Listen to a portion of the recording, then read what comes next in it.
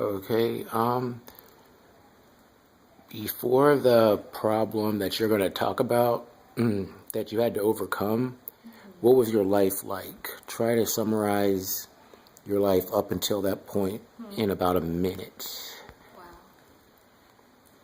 Well, life was awesome. I was a young child at the time. I was living in Jamaica, and my the only people that I really knew as my parents were my grandparents.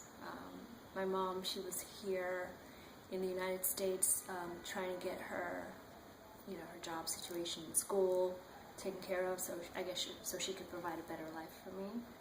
So when I was 2 months old, I was taken to Jamaica and raised by my grandparents and everybody around.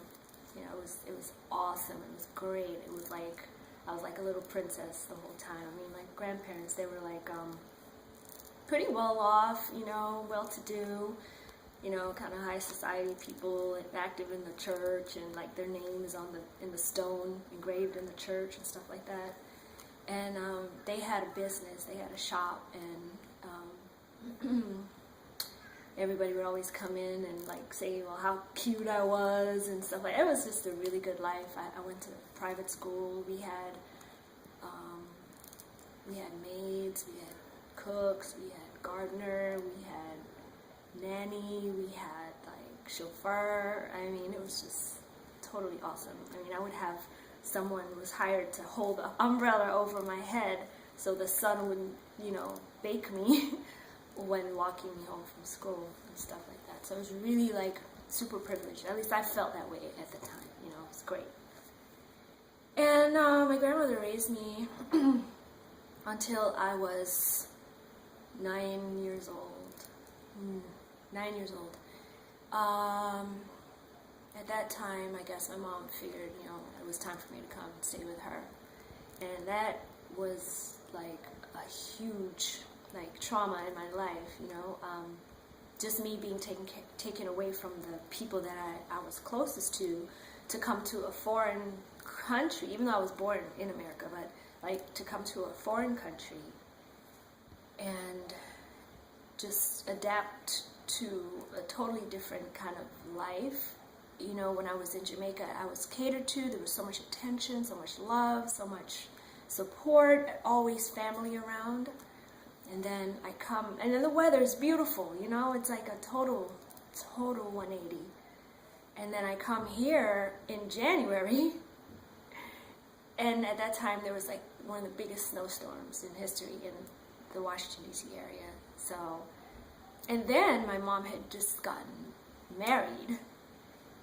And then she just had a little baby boy, my brother.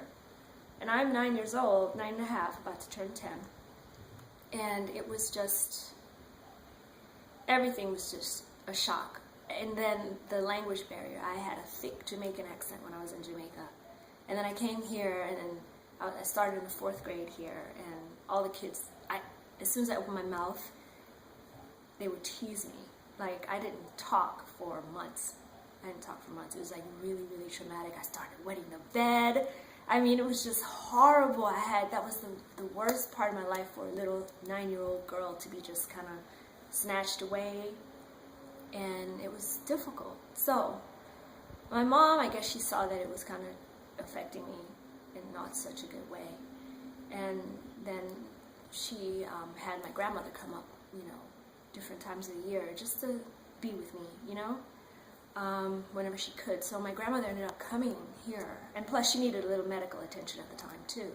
So she came here and she took like a job as a maid, totally different from what she's used to. But money is different, and so anyway, she took a job as a maid, and I would go with her like every summer. I would just be with her, and that was my heart, my rock, my soul, my everything, my grandmother. So anyway, so she's helping to raise me, and and then she would go back to Jamaica. I would write her letters. So that was a little consolation from the trauma, from the shock. But it wasn't enough, because my mom now, she was actually having problems in her new marriage to my brother's father. My brother was born with like a little birth defect, so there was all this attention on my brother and no attention on me. This is like, okay, I'm 9, 10, 11. He's going to Children's Hospital like 2-3 times a week for therapy, and everything is just totally focused on my little brother. And this is like a crucial time when I need attention and I need to be close to my mom, and then me not knowing my dad, my real dad, and then my mom, she marries like this really, really, really light-skinned guy. He looks almost like Hispanic, you know? And then his side of the family, they got the beautiful pretty hair and the nice skin and whatever. And I always get this vibe, like they're looking down on me, like I'm the stepchild, like I'm always like a second thought. And it's just so different from me being raised in Jamaica as, you know, the main person, and the person that had all this attention and love, and genuine love, to this new life. So, okay, my mom was working, stepdad, police officer, he had odd hours, and I guess that led to them breaking up, because he was, they had issues of infidelity, and so,